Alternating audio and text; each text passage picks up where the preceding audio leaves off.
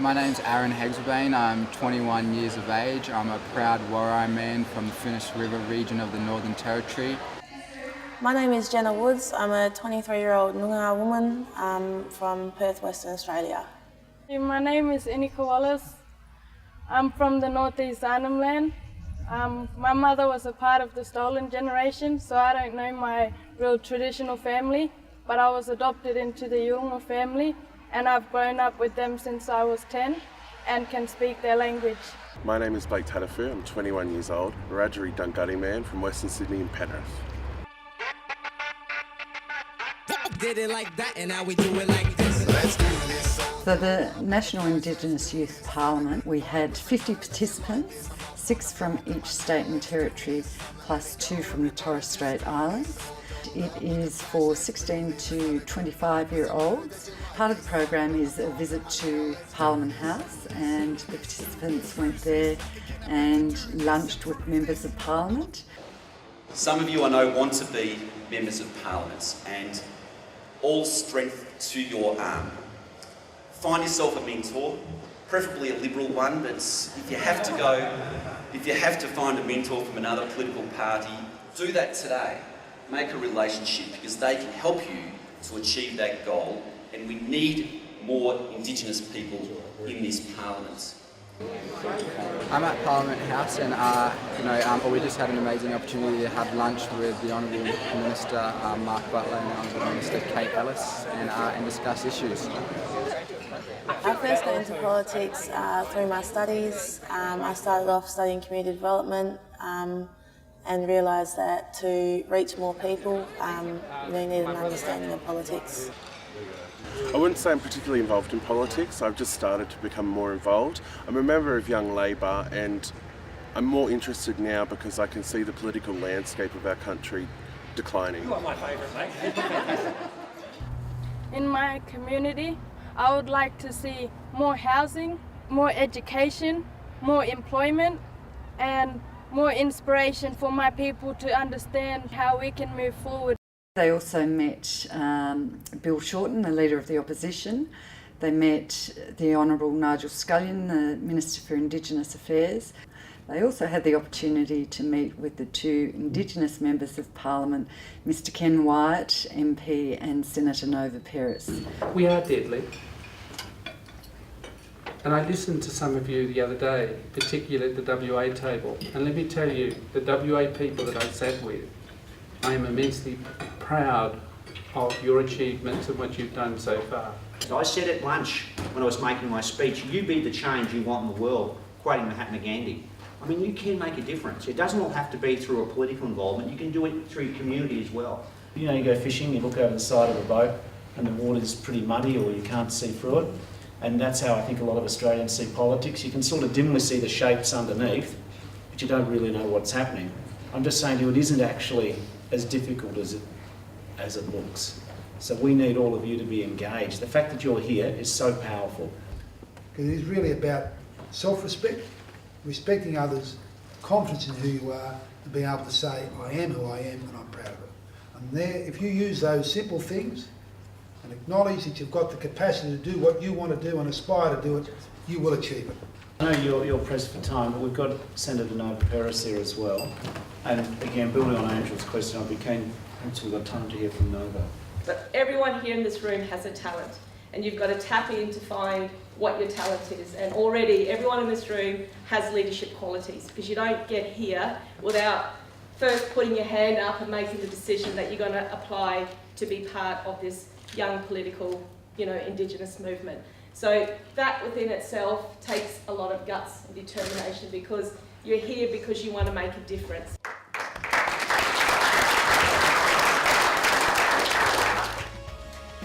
I'm just looking here. Yeah, that's great.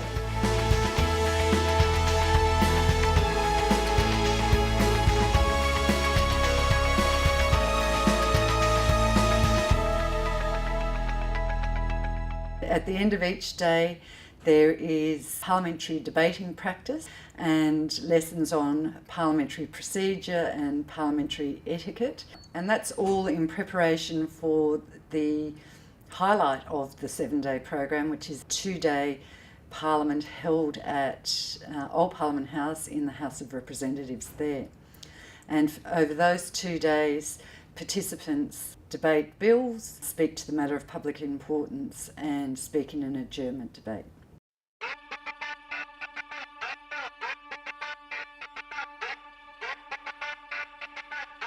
Did it like that, and now we do it like this. Let's do this, all dolled up like a flash, let's do this. I got a good vibe, but I know that you like this. I'm up on the floor, come on now, let's do this. I'm gonna let it go, everybody just do this. All dolled up like a flash, let's do this. I got a good vibe, but I know that you like this. I'm up on the floor, come on now, let's do this. Do this, do this, do this. Your Honourable Members.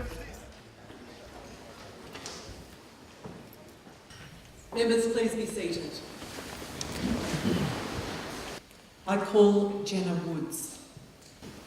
Madam Speaker, the Honourable Jenna Woods for Western Australia.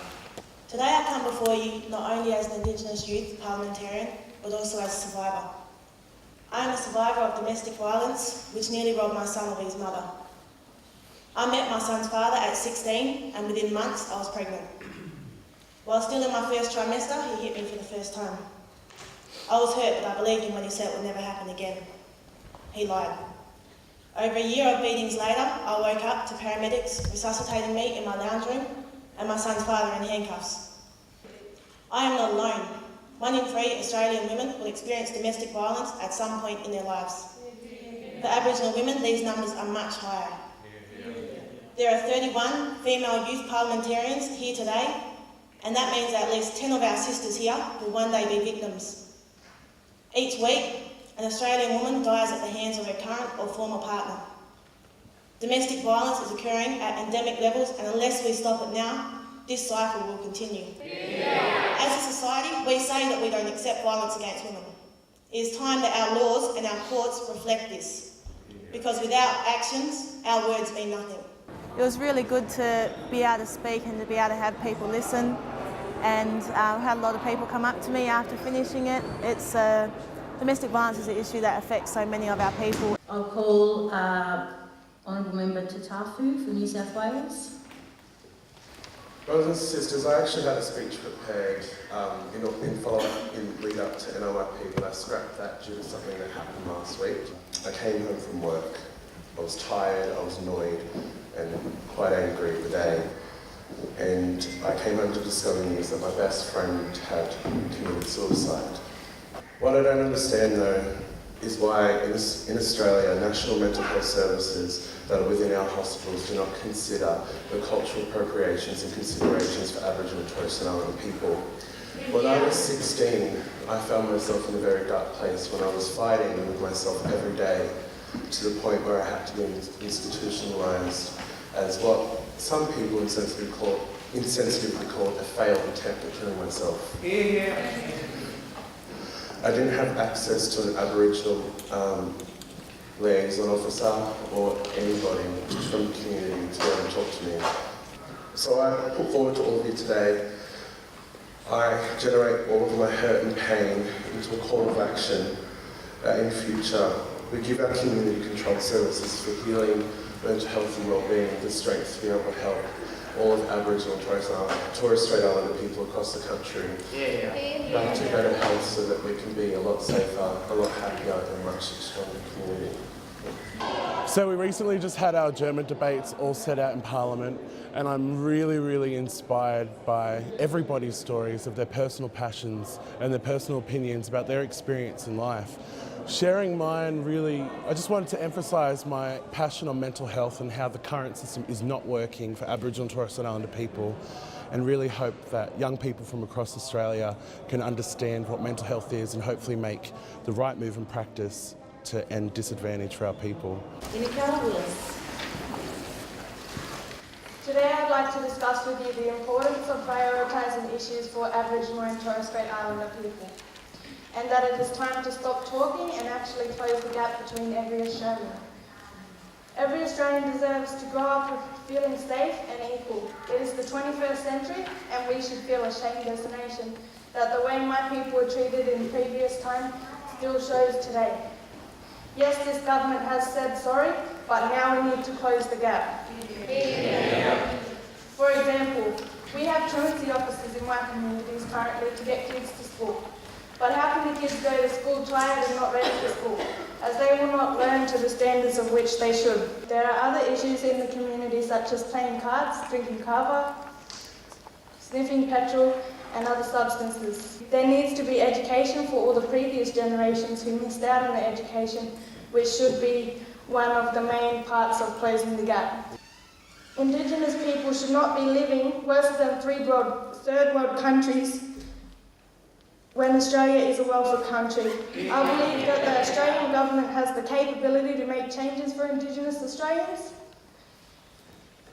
I felt a little bit nervous beforehand, but thinking of all the previous generations and my ancestors and how they were treated, it gave me strength to walk in here and to tell everyone what I thought, especially coming from the 8th most disadvantaged region in Australia. Would I please be able to call Aaron Hazelbarn, the Honourable Member for South Australia? It saddens me that my brothers and sisters are 28 times more likely to be held in detention compared to non-Indigenous youth. Statistics convey that every year the rates of Aboriginal and Torres Strait Islander youth incarceration rates grow rapidly. In response to these concerns, I would like to draw your attention to Australia's first Aboriginal sentencing court, the Nunga Court of South Australia. The Nunga Court allows all parties to have their voice heard in a culturally appropriate manner. Family and support members are encouraged to attend and speak directly to the judge. These two facts alone show the difference between the Nunga Court and a mainstream white court. As it stands currently, only 1 in 5 Indigenous youth discharges were offered treatment for mental health issues while in prison. I believe that if we provide vital mental health assistance to Indigenous youth upon their first offence and/or first imprisonment, we will see a rapid decrease in the overrepresentation of my brothers and sisters in prison. My brothers and sisters deserve a fair go. They are already prisoners in their own body due to depression, schizophrenia, anxiety and other mental illnesses. My brothers and sisters, I promise to continue to fight for you and with you. Thank you. Thank you. I believe that my adjournment debate on youth incarceration rates was received very well, and I hope that Parliament act upon our strong messages. The purpose of the program is to help develop the next generation of Indigenous leaders. They debated bills and saw how law is made. First, I'd like to thank the YMCA, AEC, MOAD, Aboriginal 10 Embassy and the American Embassy. I'd also like to thank the elders for having us here and welcoming us, and also I would also recommend this program onto many other youth. When I leave Niyp, I'll take with me a fantastic network of great people, brothers and sisters from across the country, and you're an idea of how to represent our mob. And I'd like to go back to my community and also encourage young youth to come and be a part of this amazing experience. Something that I hope to take away from my experience here at the National Indigenous Youth Parliament is friendships. I've had the amazing opportunity to hear up to 50 young Aboriginal and Torres Strait Islander leaders. Being selected for Niyp, I was actually very surprised that I was. It's the first time that I've been to Canberra, so it's a big thing for me. It's been a really good opportunity to get around and see other places in Australia and meet other young leaders and hear about the problems in their communities and how we can address them.